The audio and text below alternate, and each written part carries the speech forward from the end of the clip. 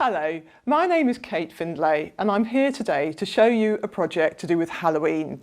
I thought it'd be rather fun to make a t-shirt with a ghost on it, which is suitable for primary age children, and I've had children as young as 7 or 8 making this project very successfully. So what we're going to make is something along this line, and it's going to involve making a stencil out of freezer paper, which we then paint with fabric paint.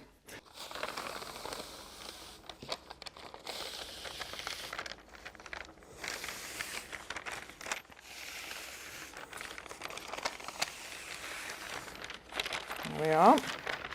Just be a bit careful in case there's a bit of wet paint on your template and if you get it on your hands. And there we are.